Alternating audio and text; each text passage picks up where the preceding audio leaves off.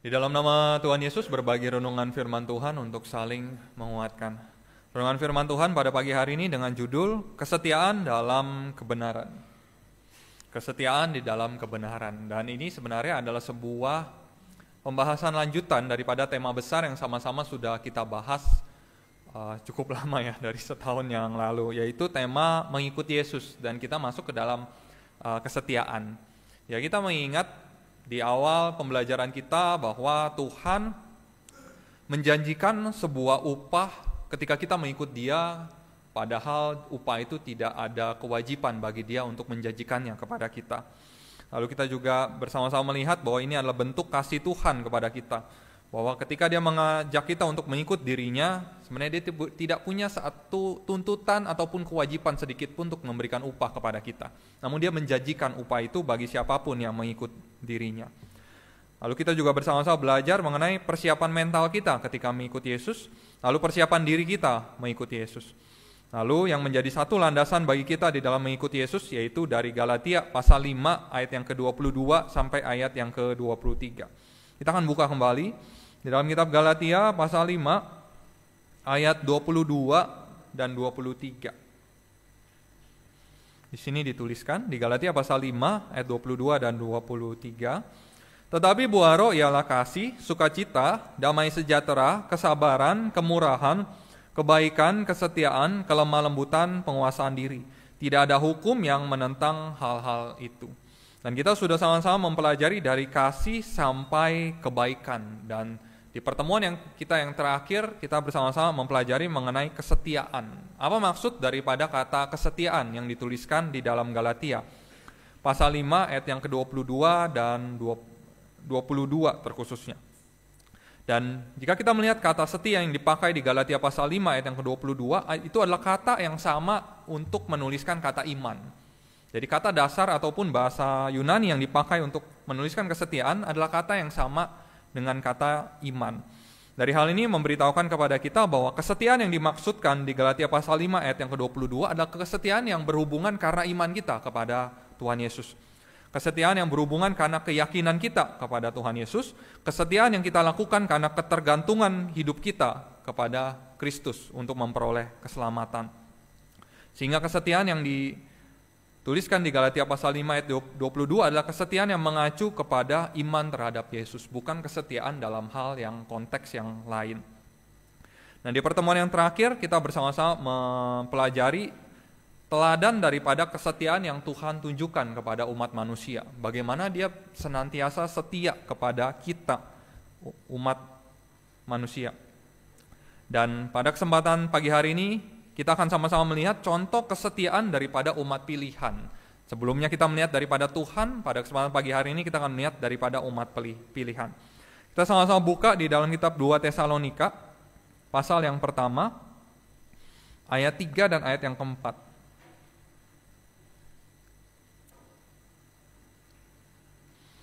2 Tesalonika pasal yang pertama, ayat 3 dan ayat yang keempat. Di sini dituliskan, kami wajib selalu mengucap syukur kepada Allah karena kamu, saudara-saudara. Dan memang patutlah demikian, karena imanmu makin bertambah dan kasihmu seorang akan yang lain makin kuat di antara kamu. Sehingga dalam jemaat Allah, kami sendiri bermenggah tentang kamu, karena ketabahanmu dan imanmu dalam segala penganiayaan dan penindasan yang kamu derita. Ya, kita melihat di ayat yang keempat, kata iman yang dipakai tentang kamu karena ketabahanmu dan imanmu. Kata iman yang dipakai ini adalah kata iman atau kata setia yang sama yang dipakai di Galatia pasal 5 ayat yang ke-22. Jadi dari 2 Tesalonika pasal 1 ayat yang keempat kita juga dapat mengartikan kata iman ini sebagai kata setia. Sehingga jika kita baca, sehingga dalam jemaat-jemaat Allah kami sendiri bermegah tentang kamu karena ketabahanmu dan kesetiaanmu dalam segala penganiayaan dan penindasan yang kamu derita. Dan kesetiaan apa yang ditunjukkan daripada jemaat di Tesalonika ini? Kita akan sama-sama melihat di 2 Tesalonika pasal 2 ayat 13 sampai ayat yang ke-15. 2 Tesalonika pasal 2 ayat 13 sampai ayat yang ke-15. Di sini dituliskan di 2 Tesalonika 2 ayat 13 sampai 15. Akan tetapi kami harus selalu mengucap syukur kepada Allah karena kamu, saudara-saudara yang dikasihi Tuhan. Sebab Allah dari mulanya telah memilih kamu untuk diselamatkan dalam roh yang menguduskan kamu dan dalam kebenaran yang kamu percayai. Untuk itulah Ia telah memanggil kamu oleh Injil yang kami beritakan, sehingga kamu boleh memperoleh kemuliaan Yesus Kristus Tuhan kita. Sebab itu berdirilah teguh dan berpeganglah pada ajaran-ajaran yang kamu terima dari kami, baik secara lisan maupun secara tertulis. Jemaat di Tesalonika, mereka setia di dalam hal kebenaran. Karena jika kita melihat di ayat yang ke-13, di bagian bawah ada kata percayai. Kata percayai yang dipakai di 2 Tesalonika 2 ayat 13 adalah kata yang sama dengan kata setia yang dipakai di Galatia pasal 5 ayat yang ke-22. Jemaat di Tesalonika setia dalam kebenaran. Dalam hal apa? Baik ajaran-ajaran yang telah mereka terima secara lisan maupun secara tertulis. Dari hal ini kita dapat melihat bahwa jemaat di Tesalonika setia dalam kebenaran, baik itu ajaran yang lisan ataupun yang tertulis yang mereka baca. Lalu apa yang mereka pegang pada saat itu? Mereka setia pada ajaran apa? Ya, kita pada hari ini agak berbeda sebenarnya dengan kondisi mereka pada saat itu.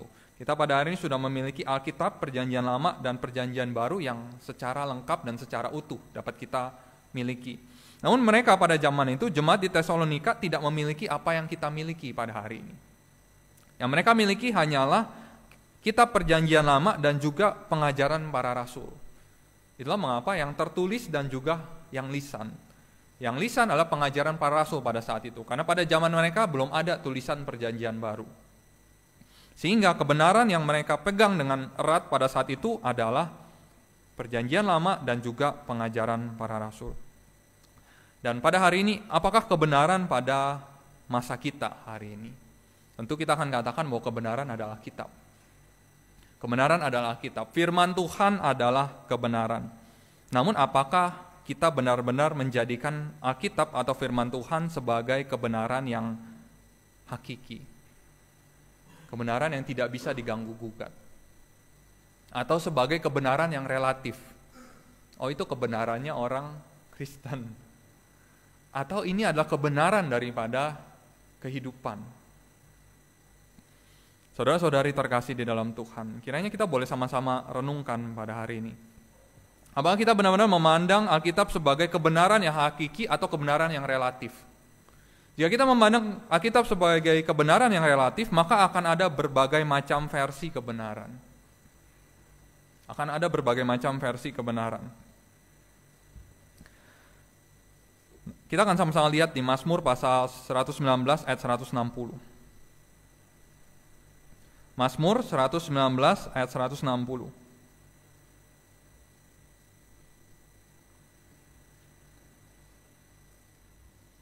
Mazmur 119 ayat 160. Saya bacakan.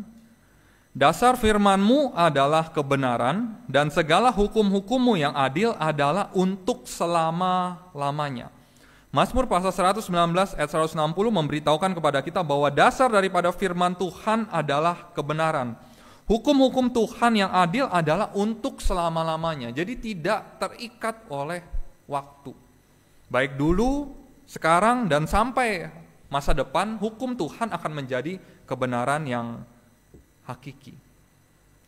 Pada hari ini apakah kita sudah benar-benar memegang firman Tuhan atau melihat dan memandang firman Tuhan Alkitab sebagai kebenaran yang hakiki? Atau terkadang kita masih bisa melakukan sebuah kompromi atas apa yang Tuhan firmankan, atas apa yang Tuhan perintahkan kepada kita. Jemaat di Tesalonika pada saat itu mereka percaya bahwa firman Tuhan adalah kebenaran yang hakiki. Itulah mengapa Rasul Paulus bisa menuliskan bahwa mereka setia di dalam hal itu. Karena mereka melakukan hal itu. Kenapa? Rasul Paulus juga mengatakan mereka setia. Karena kesetiaan itu harus ada buktinya. Kita lihat di 2 Tesalonika pasal 2 ayat yang ketiga. 2 Tesalonika pasal 2 ayat yang ketiga.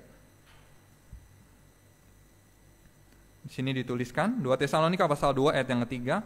Janganlah kamu memberi dirimu disesatkan orang dengan cara yang bagaimanapun juga. Sebab sebelum hari itu haruslah datang dahulu murtad, dan haruslah dinyatakan dahulu manusia durhaka yang harus binasa. Di ayat yang ketiga kita dapat melihat sebuah petunjuk. Janganlah kamu memberi dirimu disesatkan orang dengan cara yang bagaimanapun juga. Lalu kita lanjut lagi di ayat 9 sampai ayat yang ke-12. Ayat 9 sampai ayat yang ke-12. Sini dituliskan, kedatangan si pendurhaka itu adalah pekerjaan iblis dan akan disertai rupa-rupa perbuatan ajaib, tanda-tanda dan mujizat-mujizat palsu, dengan rupa-rupa tipu daya jahat terhadap orang-orang yang harus binasa, karena mereka tidak menerima dan mengasihi kebenaran yang dapat menyelamatkan mereka. Dan itulah sebabnya Allah mendatangkan kesesatan atas mereka yang menyebabkan mereka percaya akan dusta, supaya dihukum semua orang yang tidak percaya akan kebenaran dan yang suka kejahatan. Dari 2 Tesalonika pasal 2 ayat yang ketiga dan juga ayat 9 sampai ayat yang ke-12 memberi gambaran kepada kita bahwa jemaat di Tesalonika pada saat itu kehidupan peribadatan mereka sedang tidak baik-baik saja. Kehidupan peribadatan mereka sedang mengalami penyesatan di tengah-tengah kehidupan peribadatan mereka. Namun Rasul Paulus menuliskan bahwa mereka setia di dalam kebenaran. Dari hal ini memberitahukan kepada kita bahwa kesetiaan akan terlihat jika ada godaan. Seseorang tidak akan terlihat atau tidak nampak kesetiaannya jika tidak pernah mengalami godaan. Kita tidak akan bisa katakan, oh dia orang yang setia. Buktinya apa? Apa yang dia lalui sehingga kita bisa simpulkan bahwa dia adalah orang yang setia. Sama halnya lah ketika kita hubungan antara suami istri, kita bisa mengatakan seorang pasangan itu setia ketika seorang pasangan itu pernah melewati masa-masa sulit bersama-sama. Entah misalkan suaminya mengalami satu sakit penyakit yang parah dan harus dirawat dalam jangka waktu yang lama, dan sang istri tetap menemani di dalam semua masa itu, baru kita bisa katakan istrinya setia. Sama halnya juga jika suami istri, istrinya mengalami satu sakit penyakit yang parah dan juga harus dirawat dalam waktu yang lama, dan sang suami tetap bersama dengan istri itu mensupport sang istri, baru kita bisa katakan suaminya adalah setia. Kesetiaan baru terlihat ketika seseorang mengalami satu guncangan yang besar dan dia bisa dapat bertahan dalam guncangan itu. Jemaat di Tesalonika, kenapa Rasul Paulus mengatakan bahwa mereka setia? Karena mereka mengalami guncangan yang besar namun mereka tetap bertahan di dalam imannya. Kesetiaan dalam kebenaran akan terlihat jika ada penyesatan. Jika tidak ada penyesatan, maka kita tidak bisa katakan kita sudah berhasil setia di dalam kebenaran. Dan penyesatan apa yang terjadi pada jemaat di Tesalonika? Kita kembali di ayat yang ketiga.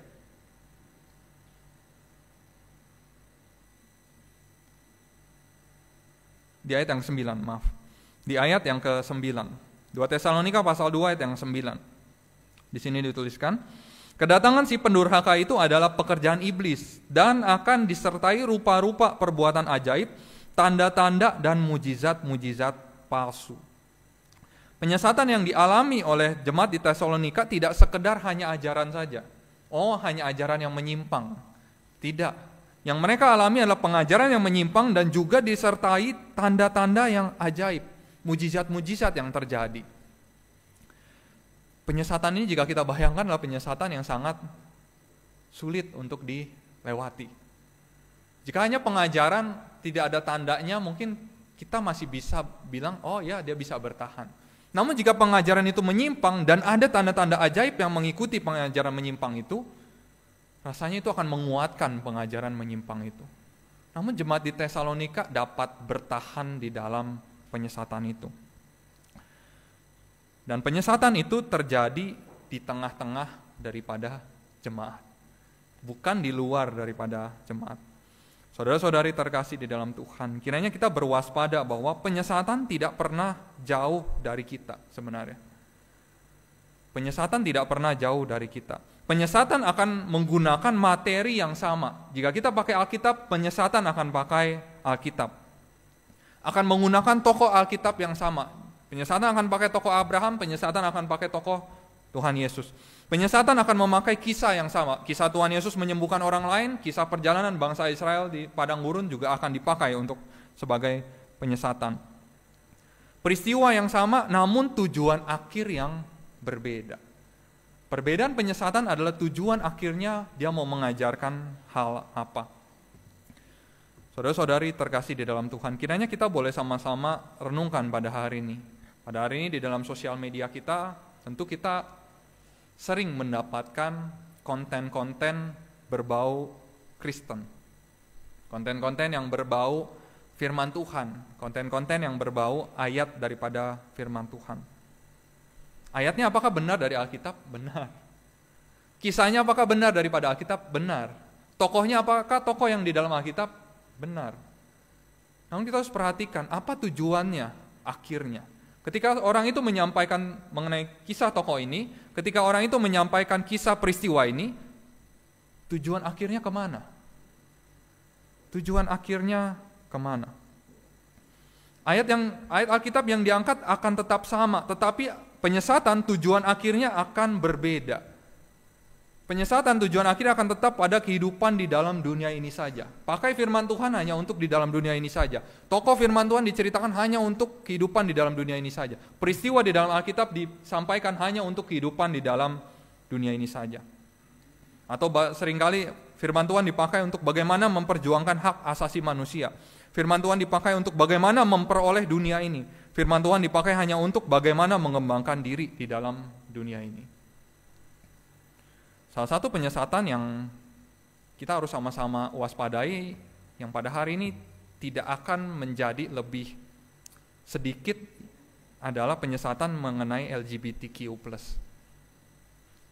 Apakah orang-orang yang mendukung LGBTQ tidak menggunakan Alkitab? Pakai Alkitab.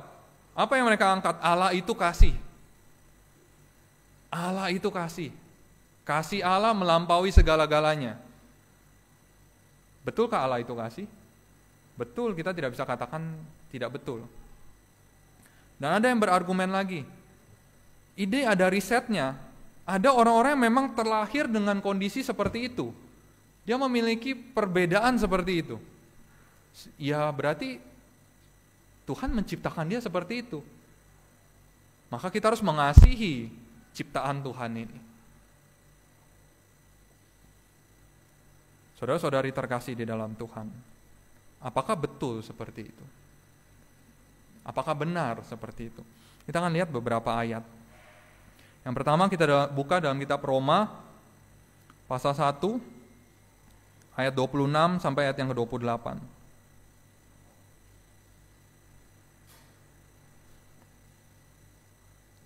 Roma pasal 1 ayat 26 sampai ayat yang ke-28. Di sini dituliskan, karena itu Allah menyerahkan mereka kepada hawa nafsu yang memalukan, sebab istri-istri mereka menggantikan persetubuhan yang wajar dengan yang tak wajar. Demikian juga suami-suami meninggalkan persetubuhan yang wajar dengan istri mereka dan menyala-nyala dalam berahi mereka seorang terhadap yang lain, sehingga mereka melakukan kemesuman laki-laki dengan laki-laki. Dan karena itu mereka menerima dalam diri mereka balasan yang setimpal untuk kesesatan mereka. Dan karena mereka tidak merasa perlu untuk mengakui Allah, maka Allah menyerahkan mereka kepada pikiran-pikiran yang terkutuk sehingga mereka melakukan apa yang tidak pantas. Di Roma pasal 1 ayat 26 sampai 28 sudah menceritakan peristiwa LGBTQ jauh daripada hari ini. Bahwa persetubuhan yang tidak wajar itu sudah ada bahkan dari zaman dahulu. Namun apa yang Alkitab katakan kepada kita? Di ayat yang ke-27 di bagian bawah, dan karena itu mereka menerima dalam diri mereka balasan yang setimpal untuk kesesatan mereka. Jadi persetubuhan yang tidak wajar ini Alkitab dengan jelas mengatakan bahwa ini adalah sesat. Ini adalah hal yang tidak benar. Dan di ayat yang ke-28, sehingga mereka melakukan apa yang tidak pantas. Melakukan apa yang tidak pantas. Lalu kita buka lagi dalam kitab Yudas pasal 1 ayat yang ke-7. Yudas pasal 1 ayat yang ke-7. Di Sini dituliskan dalam kitab Yudas pasal 1 ayat yang ke-7. Sama seperti Sodom dan Gomora dan kota-kota sekitarnya yang dengan cara yang sama melakukan percabulan dan mengejar kepuasan-kepuasan yang tak wajar, telah menanggung siksaan api kekal sebagai peringatan kepada semua orang. Yudas pasal 1 ayat yang ke-7 menuliskan dengan amat sangat baiknya bahwa peristiwa di Sodom dan Gomora sebagai peringatan kepada semua orang bahwa mereka menerima siksaan api yang kekal. Dari hal ini kita dapat melihat bahwa LGBTQ bukanlah sesuatu hal yang dapat didukung oleh Alkitab. Namun pada hari ini kita tidak dapat pungkiri bahwa hal ini semakin lama akan semakin normal. Generasi kita mungkin baru merasakan sedikitlah pengaruhnya. Namun jika kita berbicara 10 tahun ke depan, 20 tahun ke depan, 30 tahun ke depan, rasanya ini akan menjadi hal yang normal di seluruh dunia. Mungkin pada hari ini kita merasa, enggak lah, ini memang tidak benar. Ini adalah sesuatu hal yang harus ditentang, harus dilawan. Namun bagaimana jika itu terjadi pada orang terdekat kita? Pada anak kita, pada keluarga kita.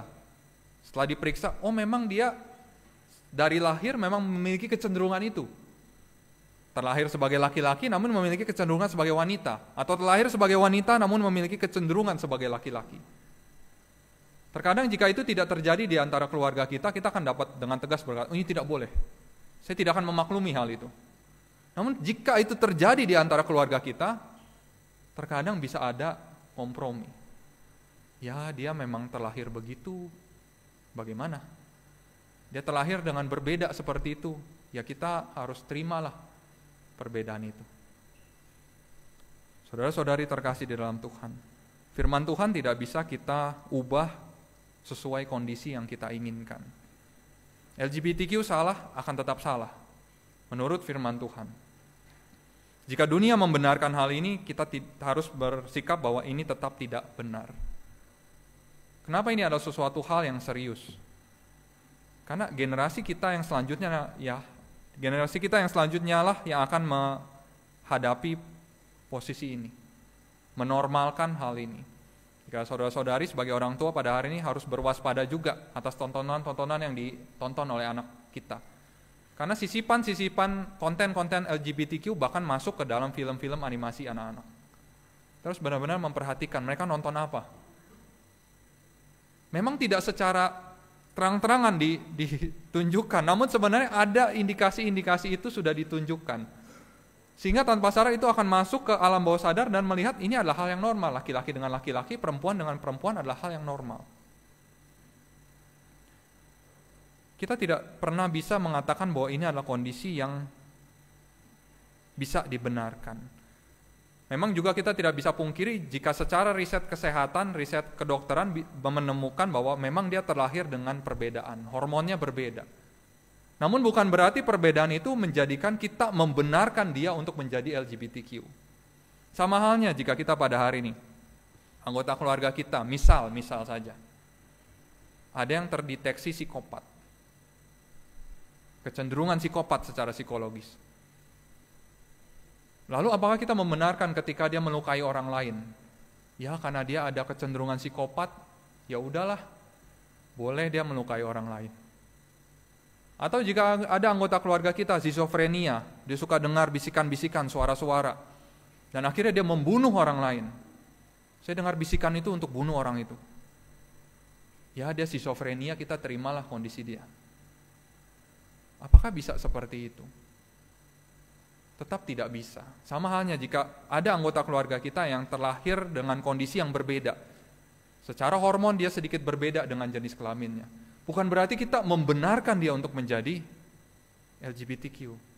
Sama halnya dengan yang tadi, ada kecenderungan psikopat, ada kecenderungan schizofrenia, berarti kita harus memperjuangkan dia untuk bisa hidup normal. Sama halnya jika anggota keluarga kita terdeteksi dari lahir ada kecenderungan yang berbeda, ada perbedaan ini, berarti kita harus bantu dia untuk dapat hidup secara normal, bukan membenarkan hal itu. LGBTQ semakin lama akan semakin merebak kemana-mana. Kita pada hari ini di Indonesia masih cukup terlindungi. Namun jika kita melihat ke negara-negara lain, bahkan secara legal mereka sudah melegalkan hal itu. Namun kiranya kita juga jangan tidak berwaspada. Di dalam sekolah terkadang sisipan-sisipan itu sudah masuk juga. Saya kebetulan ada bantu di sekolah Kristen Kanaan. Adakah saya dengar-dengar guru-guru yang mau melamar ke sekolah kita, namun dia dengan gamblang katakan bahwa saya LGBTQ? Ada. Apakah sekolah kita bisa menerima? Tidak mungkin. Tidak mungkin bisa menerima. Sekolah lain saya tidak tahu. Jadi kita harus benar-benar berwaspada bahwa ini benar-benar sudah masuk ke dalam kehidupan kita. Anak-anak kita benar-benar harus ditanamkan firman Tuhan. Laki-laki dan perempuan, tidak ada tengah-tengah. Jika memang ada perbedaan kelainan itu, maka itu harus dibantu, diobati. Saya tidak tahu secara medis apakah bisa dibantu secara diobati. Secara psikologi didukung untuk tidak akhirnya bergeser, menyimpang. Itulah peran kita sebagai keluarga. Nah, penyesatan yang pertama yang harus sama-sama kita waspadai. Lalu penyesatan yang kedua yang seringkali tanpa sadar juga ada di dalam kehidupan kita secara Kristen, yaitu penyesatan mengenai teori kemakmuran. Kita akan lihat di Matius pasal 5 ayat 14 dan juga ayat 15.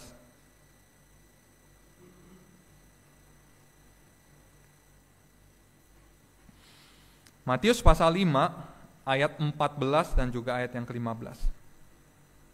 Di sini dituliskan, "Kamu adalah terang dunia, kota yang terletak di atas gunung tidak mungkin tersembunyi. Lagi pula orang tidak menyalakan pelita lalu meletakkannya di bawah gantang, melainkan di atas kaki dian sehingga menerangi semua orang dalam rumah itu." Ayat ini tentunya sebuah ayat yang tidak asing bagi kita, harus menjadi terang dunia. Namun teori kemakmuran apakah pakai ayat ini? Pakai ayat ini. Bagaimana mereka memakai ayat ini? Kita akan sama-sama melihat. Terang dunia terletak di atas gunung tidak mungkin tersembunyi. Lagi pula orang tidak menyalakan pelita lalu meletakkannya di bawah gantang, melainkan di atas kaki dian sehingga menerangi semua orang di dalam rumah itu. Apa yang akan dibawa daripada ayat firman Tuhan ini jika dibawa ke teori kemakmuran? Untuk jadi terang kamu harus ada di puncak. Karena di sini dikatakan, di atas gunung tidak mungkin tersembunyi. Kalau kamu berada di puncak dunia, kamu mencapai kesuksesan dalam dunia, kamu akan jadi terang. Kalau kamu menjadi orang yang berhasil di dalam masyarakat, kamu akan jadi terang. Dengan kamu berhasil, kamu akan bisa dilihat oleh semua orang dan kamu menjadi terang Kristus, bahwa Kristus membawa kamu menjadi orang yang berhasil di tengah masyarakat. Dan ketika kamu berhasil di tengah masyarakat, kamu akan lebih mudah membantu banyak orang. Ketika kamu berhasil di tengah masyarakat, kamu akan lebih mudah untuk pelayanan di dalam gereja.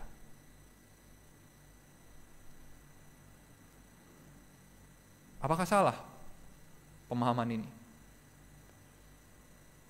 Ketika seseorang berhasil dalam hidupnya secara finansial sangat amat mapan, apakah benar dia bisa lebih banyak membantu banyak orang? Benar. Kita tidak bisa katakan tidak. Ketika dia berhasil dalam kehidupan sekulernya, dia bisa terlibat lebih banyak di dalam pelayanan. Apakah benar? Iya dan juga tidak. Karena ada yang semakin berhasil, dia semakin sibuk. Namun ada juga yang semakin berhasil, dia jadi punya banyak waktu.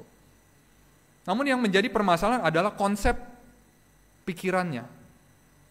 Bukan masalah, jadi terang itu harus di atas ataupun harus berhasil dulu. Namun konsep pemikirannya, apa yang menjadi titik tolak utamanya? Kita harus mengingat bahwa pada hari ini ketika kita beribadah kepada Tuhan, ketika kita mengikut Kristus, ketika kita setiap Sabat datang beribadah memperingati hari Sabat adalah untuk kita semakin hari, semakin minggu, semakin bulan, semakin tahun ada semakin serupa dengan Kristus. Jika kita mengarahkan diri kita semakin serupa dengan Kristus, lalu apa yang Kristus lakukan untuk menjadi terang di dalam dunia ini? Itu kan yang mau kita ikuti. Bagaimana Kristus menjadi terang di dalam dunia ini? Jika kita melihat perjalanan daripada Tuhan Yesus tidak menjadi orang berhasil di dalam dunia untuk menjadi terang. Tuhan Yesus tidak menjadi orang yang sukses di dalam dunia sehingga dia baru bisa menjadi terang. Justru kebalikannya, Tuhan Yesus adalah Raja yang bertahta di atas segala raja, yang turun ke dalam dunia menjadi seorang hamba dan menjadi terang di tengah-tengah dunia yang gelap. Namun teori kemakmuran adalah kamu harus naik ke atas puncak dunia dan kamu menjadi terang. Kalau kita pertemukan perbedaan daripada konsep pemikiran ini. Pakai ayatnya sama, terang dunia sama. Namun teori kemakmuran akan berlandaskan kamu harus naik ke puncak gunung baru kamu jadi terang. Berhasil, sukses, kamu jadi terang. Namun jika kita melihat Kristus, Kristus adalah orang yang dari atas turun ke bawah untuk menjadi terang di tengah-tengah masyarakat. Nah, konsep yang berkebalikan.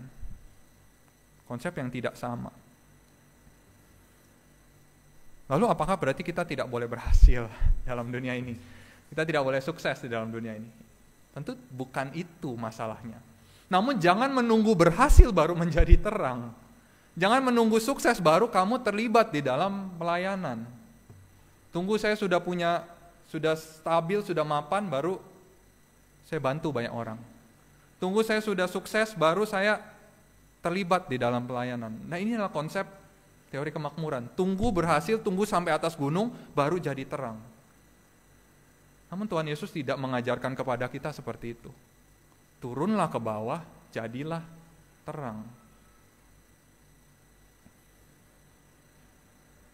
Sehingga pada hari ini, jangan sampai ada di dalam pemahaman kita bahwa saya hari ini tidak bisa aktif secara penuh dalam gereja karena saya belum berhasil. Saya hari ini belum bisa terlibat dalam pelayanan dalam gereja karena saya belum sukses. Tunggu saya berhasil, tunggu saya sukses, baru saya terlibat.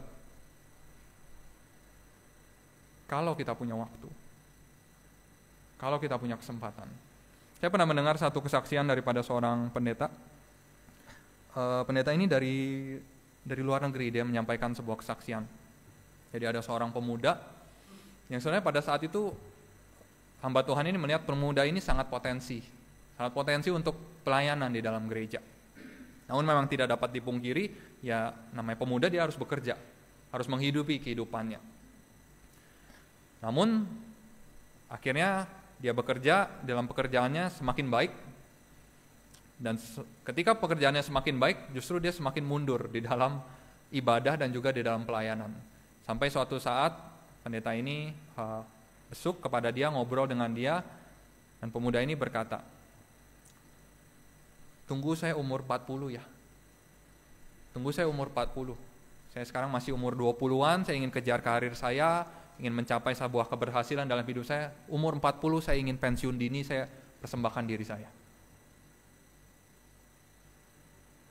Sampailah dia di umur 40. Namun di umur 40 apa yang terjadi? Sakit keras, terbaring di rumah sakit.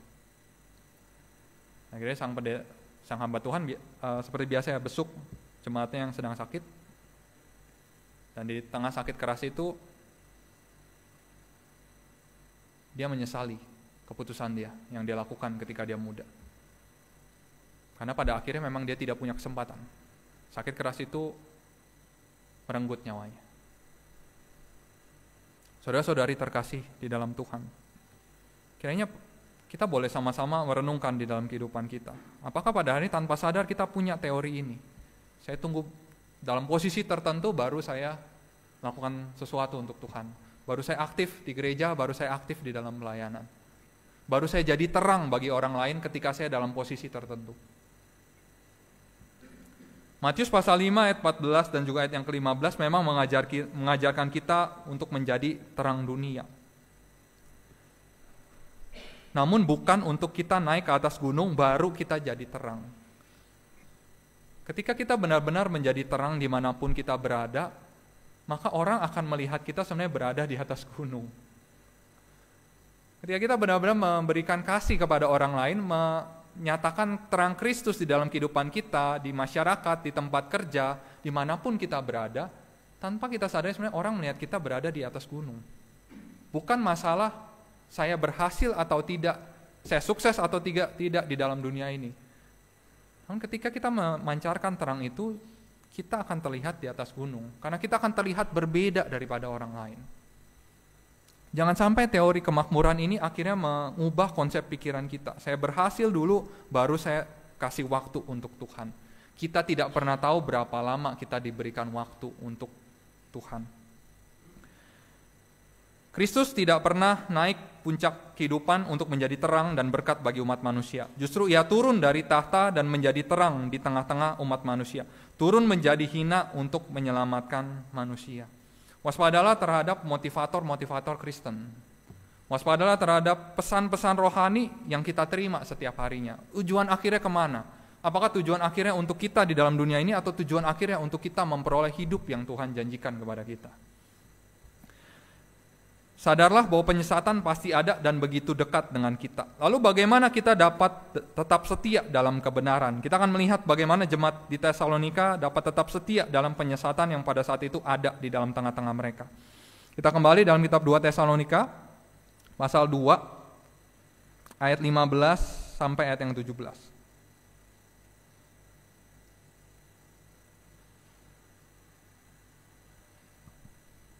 2 Tesalonika pasal 2 ayat 15 sampai ayat yang 17. Di sini dituliskan, sebab itu berdirilah teguh dan berpeganglah pada ajaran-ajaran yang kamu terima dari kami, baik secara lisan maupun secara tertulis. Dan Ia, Tuhan kita, Yesus Kristus, dan Allah Bapa kita, yang dalam kasih karunia-Nya telah mengasihi kita, dan yang telah menganugerahkan penghiburan abadi dan pengharapan baik kepada kita. Kiranya menghibur dan menguatkan hatimu dalam pekerjaan dan perkataan yang baik. Dari 2 Tesalonika pasal 2 ayat yang ke-15 memberitahukan kepada kita bagaimana jemaat di Tesalonika dapat setia dalam kebenaran. Yaitu mereka berdiri teguh dan berpegang pada ajaran-ajaran yang mereka terima dari para rasul, baik secara lisan maupun secara tertulis. Kata yang digunakan adalah berdiri teguh, tidak sekedar berdiri. Karena seseorang itu bisa sekedar berdiri, saya pada hari ini bisa berdiri. Tapi untuk berdiri teguh berarti ada sebuah sikap yang saya lakukan. Sama halnya ketika kita upacara, mungkin pada hari ini kita sudah jarang ya upacara bendera. Ketika kita upacara bendera, posisi kita berdiri tidak mungkin sembarangan. Atau kaki kita itu benar-benar rapat dua-duanya. Rapat antara kaki dan kaki. Ketika rapat maka kita tidak akan berdiri teguh. Namun ketika kita tahu kita akan berdiri dalam jangka waktu yang lama, kita akan memberikan sebuah space sedikit antara kaki kita. Karena saya harus berdiri dalam waktu yang lama. Karena kalau kakinya rapat akan sangat melelahkan dan balance-nya tidak ada.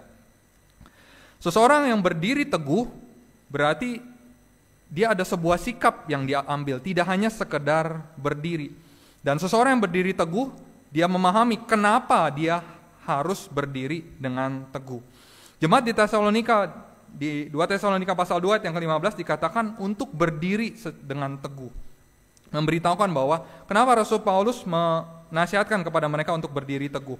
Karena mereka akan dihempas oleh penyesatan. Pada hari ini terkadang di dalam kehidupan kita beribadah, kehidupan kerohanian kita mengambil posisi yang santai. Berdiri di atas iman kita dengan santai. Karena kenapa kita berdiri dengan santai? Karena kita tidak merasa akan ada hempasan penyesatan di dalam kehidupan kita.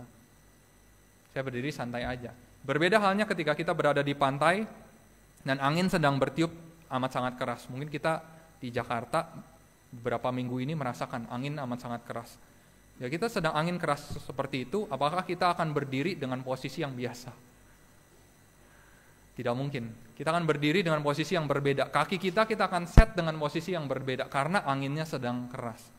Dan pada saat itu, Rasul Paulus menasihatkan jemaat di Tesalonika untuk berdiri teguh karena mereka harus menyadari bahwa penyesatan itu akan ada. Sama halnya dengan kita pada hari ini. Kita tidak akan pernah berdiri teguh ketika kita tidak pernah berwaspada bahwa penyesatan itu akan ada.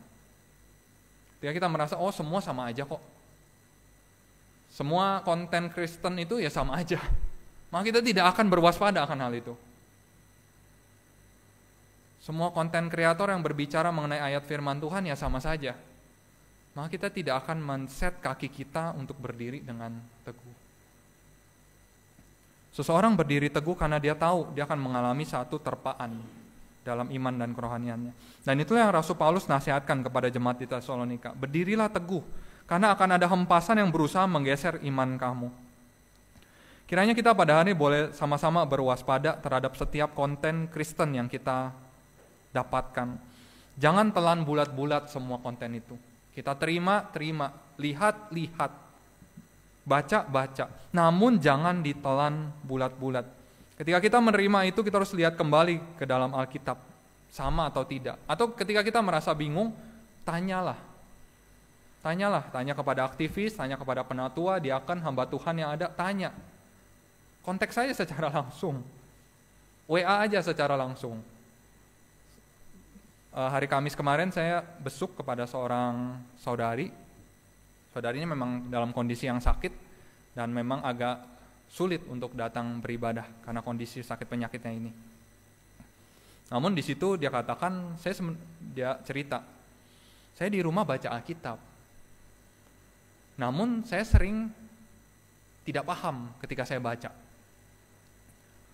Tapi saya nggak berani nanya. Nah akhirnya pada saat itu kita yang besuk katakan, tanya aja, kontak saja. Dia katakan bahwa saya takut chat. Saat itu kan karena saya yang ikut besuk, saya takut kontak Pak Fabian, dia bilang, takut Pak Fabian sibuk. Ya memang itu tugas saya, dan itu kesibukan saya. Ketika kita menemukan ayat firman Tuhan yang kita tidak paham, ya tanyakan. Jangan sampai kita akhirnya, ya udah saya nggak tanya, dan akhirnya kita tidak mendapatkan seharusnya seperti apa. Ataupun kita mendapatkan satu konten di sosial media, konten Kristen, dan kita merasa kok ada hal yang janggal. Tanyakan, jangan hanya diam saja, terima, dan kita tidak tanya dan tidak menemukan seharusnya seperti apa. Saudara-saudari terkasih di dalam Tuhan, saya bukan orang yang tidak bisa dikontak. Jika saudara-saudari ingin bertanya, saya sangat terbuka dan sangat bahagia ketika saudara-saudari bertanya. Namun jika saudara-saudari diam, saya tidak tahu apa yang ada dalam benak saudara-saudari, pertanyaan apa yang ada dalam hati saudara-saudari. Jika ada sesuatu hal yang mengganjal, konten kekristenan yang mengganjal bagi saudara-saudari, tanyakan itu. Tidak harus ke saya juga, orang yang saudara-saudari anggap dekat, diaken, diakenis, penatua, ataupun aktivis yang kita merasa dekat, tanyakan hal itu. Jangan akhirnya kita bingung sendiri dan akhirnya kita tidak mencari jawabannya. Jemaat di Tesalonika dapat berpegang pada kebenaran firman Tuhan karena mereka berdiri teguh. Mereka mengetahui dan memahami pesan keseluruhan daripada firman yang diajarkan oleh para rasul. Sama halnya, kita akan dapat berpegang dan setia pada kebenaran ketika kita mengetahui dan memahami firman Tuhan. Berusahalah kita untuk memulai membaca. Sempatkanlah waktu untuk membaca firman Tuhan. Karena tanpa pengetahuan akan firman Tuhan, maka kita tidak akan pernah tahu yang benar dan yang salah yang mana. Gereja pada hari ini memfasilitasi kita dengan doa pagi dan juga doa malam. Sebenarnya itu adalah sarana ketika kita merasa, saya baca pribadi itu suka berhenti di tengah jalan. Saya baca pribadi, doa pribadi suka cutinya cukup lama. Sebentar rajin, nanti cuti lama. Jika saudara-saudari mengalami hal seperti itu, merasa kesulitan seperti itu, manfaatkan doa pagi dan juga doa malam. Karena itu adalah sarana untuk membantu kita rutin membaca dan rutin berdoa. Ya, kita merasa kesulitan, saya kembali mengajak saudara-saudari, manfaatkan sarana yang sudah gereja berikan. Dan ketika kita membaca firman Tuhan, kiranya kita memohon Tuhan untuk memberikan hikmat pada kita untuk dapat mengerti firman-Nya. Dan juga kita bersandar kepada Roh Kudus. Kita buka di Yohanes pasal 16 ayat 13.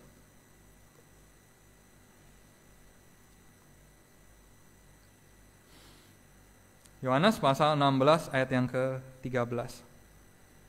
Di sini dituliskan, tetapi apabila ia datang, yaitu Roh kebenaran, ia akan memimpin kamu ke dalam seluruh kebenaran, sebab ia tidak akan berkata-kata dari dirinya sendiri, tetapi segala sesuatu yang didengarnya, itulah yang akan dikatakannya, dan ia akan memberitakan kepadamu hal-hal yang akan datang. Roh kebenaran akan memimpin kamu ke dalam seluruh kebenaran.